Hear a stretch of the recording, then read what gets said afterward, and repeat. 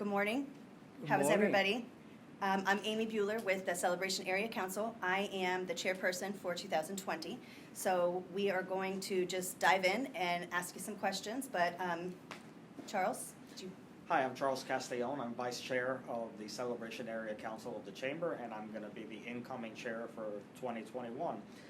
And I am a partner at the law firm of Wiederman, Malik & Celebration.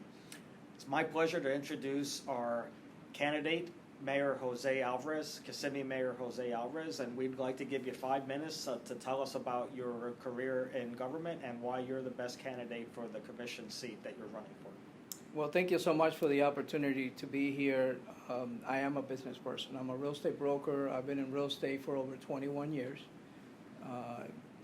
Was the president of the Osceola County Association of Realtor back in 2009. One Way Realty is still alive, still is how I support my family, and how my wife allows me to continue to be in public office. Got elected in 2012 as a city commissioner. I was actually asked by a lot of my realtor friends to run for office, and I did. Previous to that, I was very involved with Florida realtors on the state and national level for property rights and preserving the Sadowski Trust Fund. So that's what I used to do a lot for the realtors, lobby on their behalf for property rights. So I created a lot of relationships. So those relationships have been a tool for me as an elected official here in Kissimmee. Served my 4 years as a city commissioner. Then I ran in 2016 for mayor, won my seat as a mayor. We've had great accomplishments in the city of Kissimmee, and I'm very proud to serve and now be ready to serve in Osceola County for District 1. Married for 31 years, have 5 beautiful daughters and 5 grandkids that are my life. They're all very successful and strong women. And so we've lived here in Kissimmee now going on 24 years, and I enjoy it. And I'll give you a little previews. Before we moved here, I grew up in South Florida, in Miami. And in Miami, my background is in the Florida Department of Transportation. So I have just enough transportation experience to get into a lot of trouble. And I have great relationship with the Florida Department of Transportation on a local and a state level. Great. Thank you. Well, we have some transportation-related questions for you. Okay, so let's dive in here. So I have, first question is, District 1, more specifically West 192, are known for the vast amount of tourism-related options. However, there is a lack of professional office space in the area. What, if anything, would you as a county commissioner do to diversify options in the area or incentivize developers to consider developing within the area? So I'll give you an example. In the city of Kissimmee, when I got elected as mayor in 2016, myself and our economic development director, we created the medical district of Kissimmee. And so right now, the medical district is the 3rd largest medical district in the state of Florida. We created an incentive package to attract medical industries into that corridor, right? And the last step of that project is we purchased the Beaumont property from the county that is in the entrance of the medical district, and that will have opportunities for medical offices. There will be restaurants, stores, there will be apartments and condos, and so that will add to the medical district itself. And I mentioned that because in Celebration has one of the greatest hospitals, right? So why not look into creating a medical district within the mile radius of that hospital, create an incentive package for it, and just duplicate the same thing that we were able to accomplish in Kissimmee. If we were able to accomplish in Kissimmee, I know that we could be able to accomplish it, and that's just one of the future growth and ideas that I can bring to the county because it's something that I worked on it already and is shown fact of being successful, and I know that we can duplicate the same thing and other type of businesses also that can be duplicated the same way. Right. Yes, I know that there's a big need for, especially some people on the Celebration Area Council Board has been struggling with that problem, so yeah. That would be excellent. So, thank you. Well, talking about hospitals, as we know, the COVID-19 pandemic is wreaking havoc on our economy and jamming our hospitals. And I have a 2-part question about the economic impact.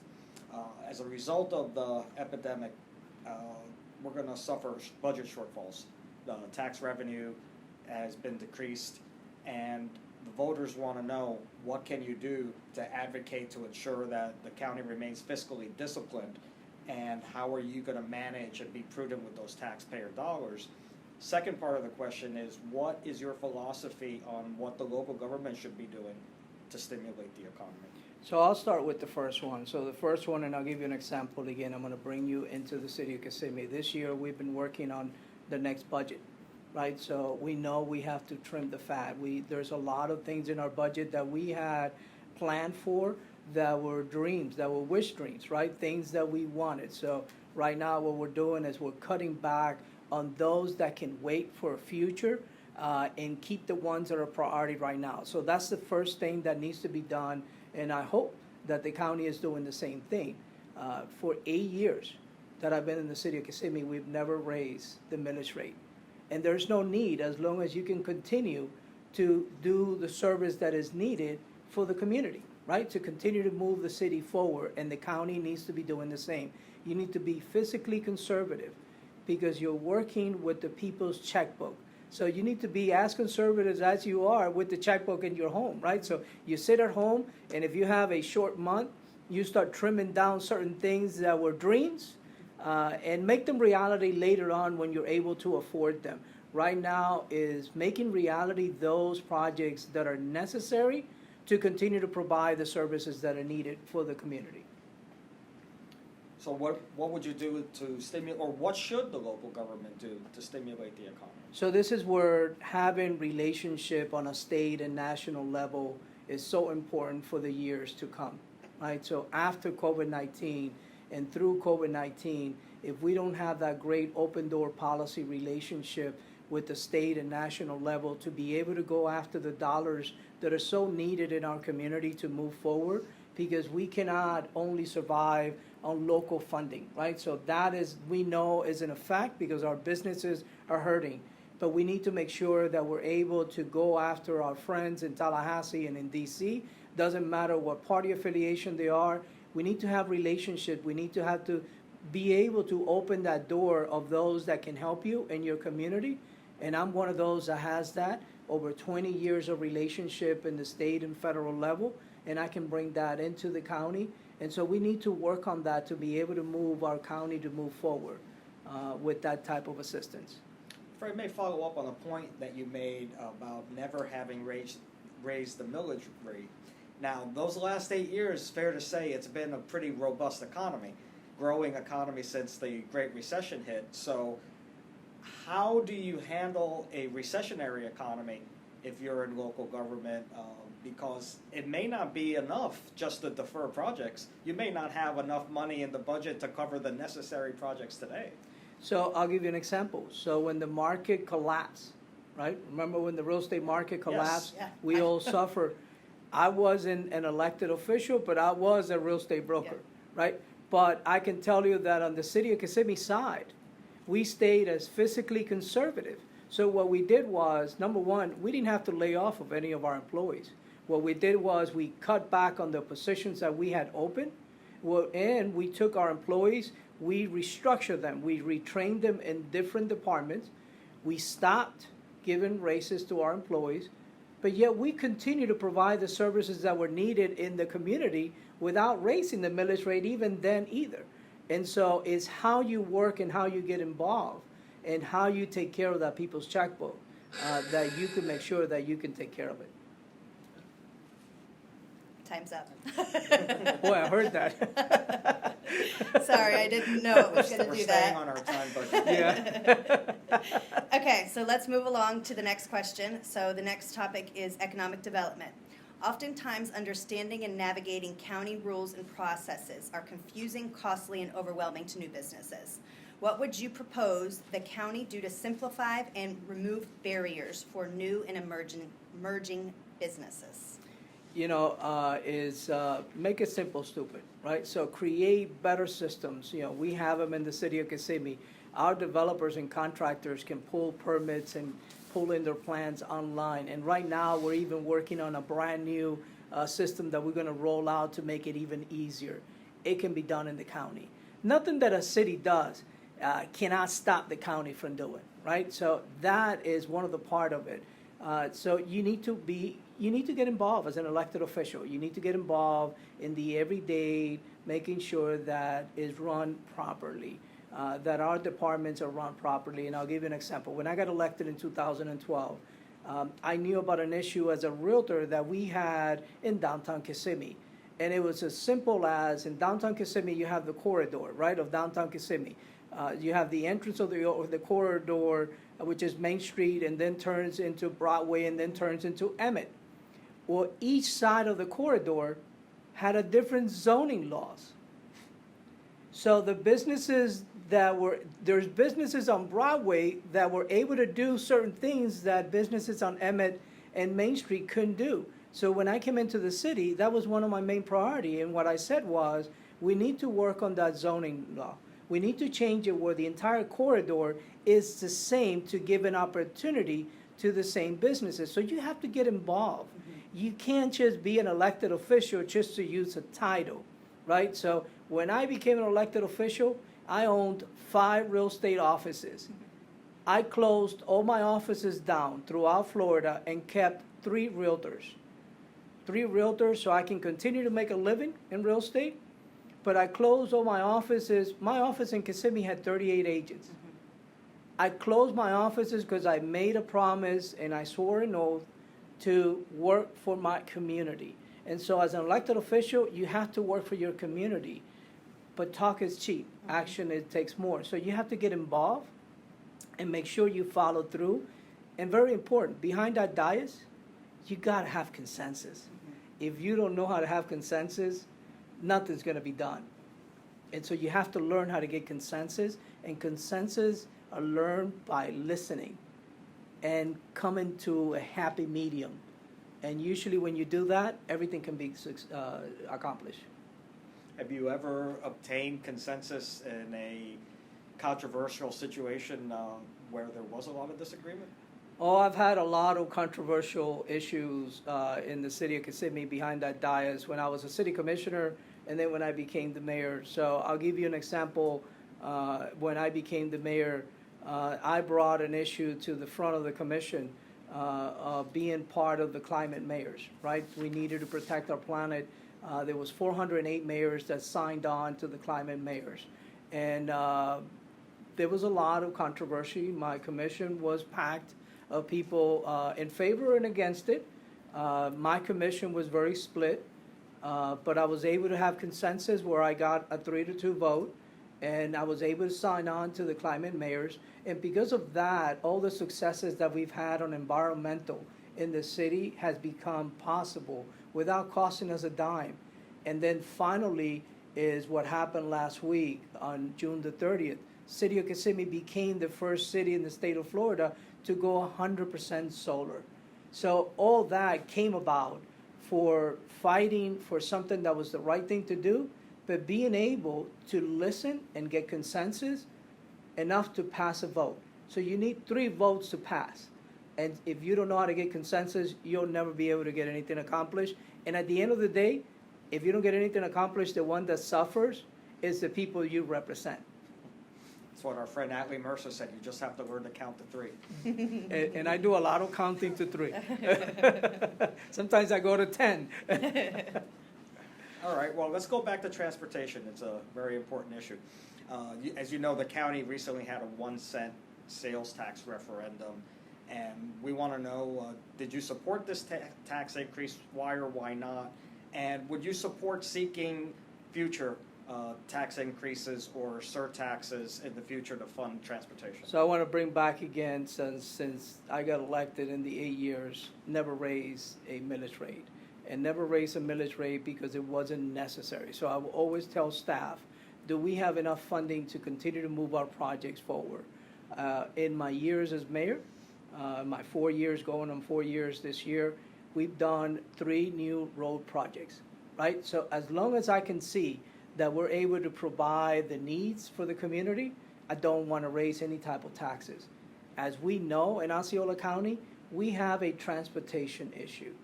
We have a huge infrastructure transportation issue. And one of the problems that we have that in certain new areas of growth is because we've had master plannings completed, right? So redevelopment planning is done 20, 25 years ahead. They have been changed, they have been restructured in a way that it has affected. So when that is done 20 years ago, it's not only done to create the housing or the areas for the community, it's done also to create those arteries that you need of roads to move your traffic around to the main roads to get them out.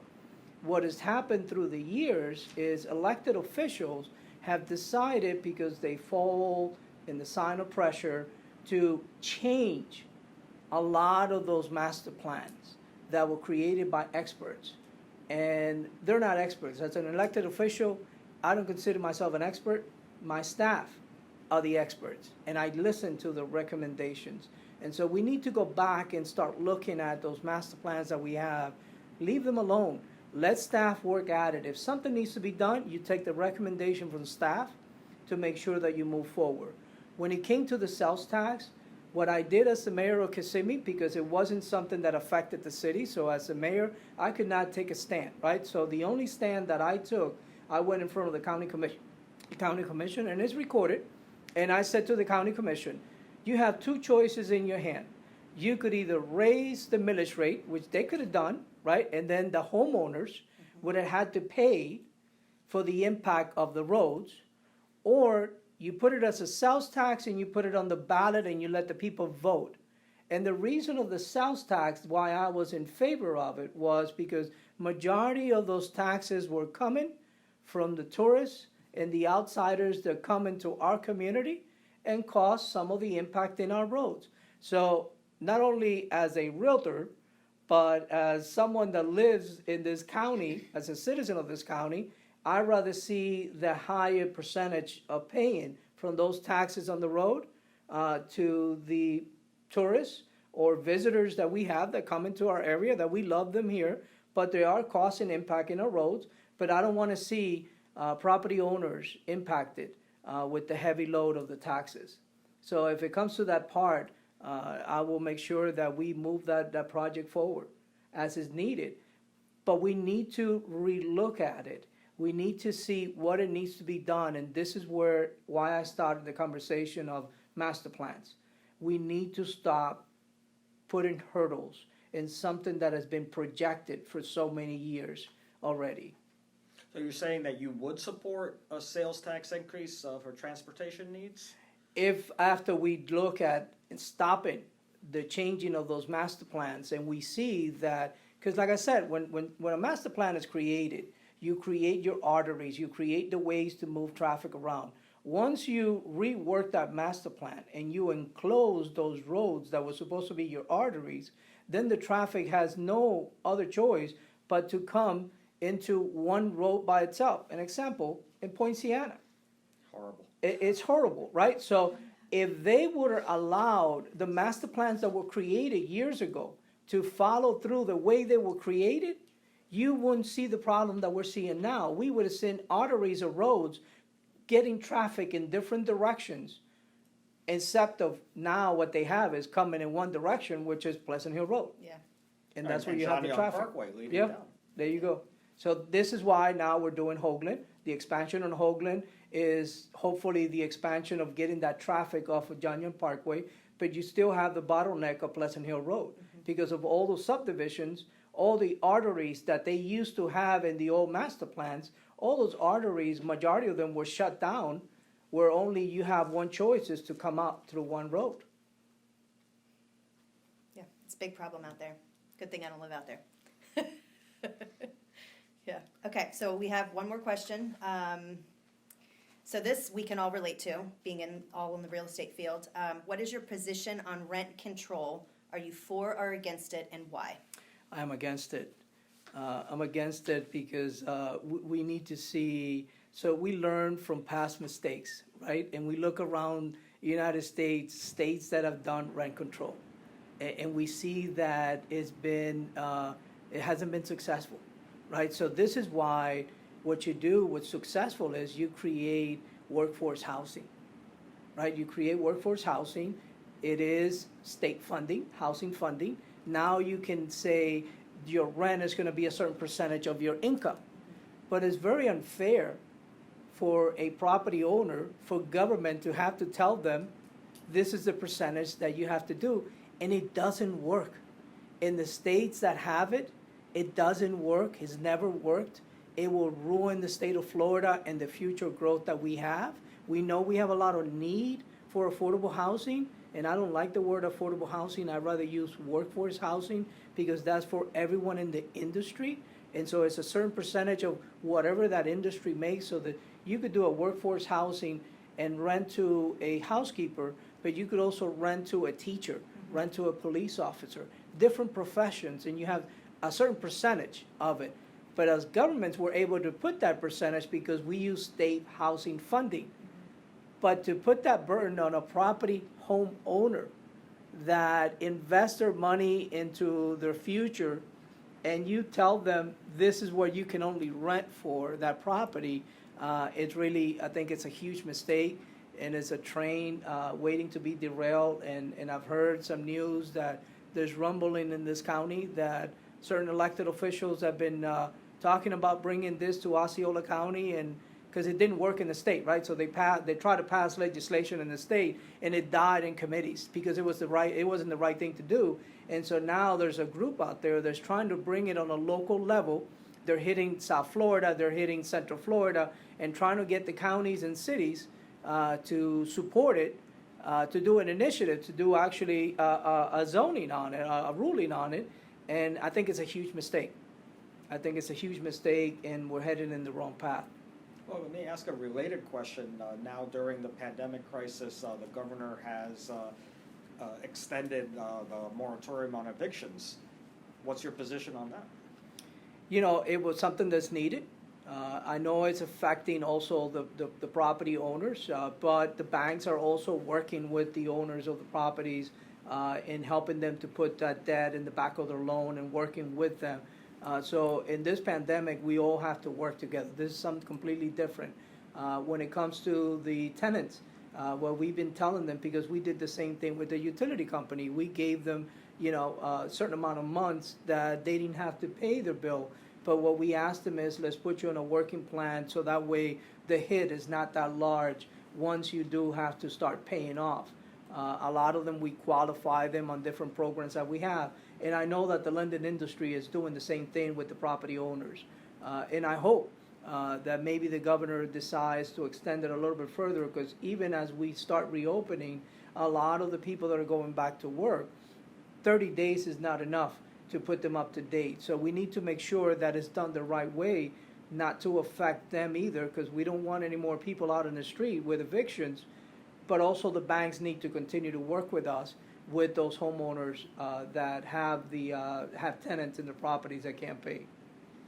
But aren't you putting the burden on the landlords to absorb the blow of this economic crisis? With a pandemic, we all have the burden, and we all have to work together. And so the landlords work with the lenders, and the lenders have to make sure that they work with the problems that we're running to with the pandemic.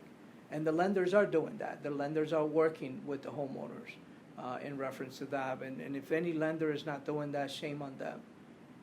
Shame on them for not working out. But I know that any loan that is FHA guaranteed is working to helping landlords. All right. Okay. So those are the questions we have for you. If you want to take a couple minutes just to close out, then we'll be good. I want to thank you guys again for allowing me this opportunity. I'm looking forward to serving as a county commissioner for District 1.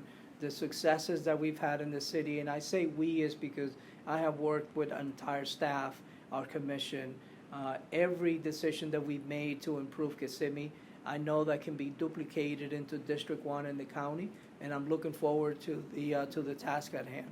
So thank you so much. Yeah, we appreciate you coming and taking the time Thank to you. talk to us. Yes. Thank you for coming. Thank you.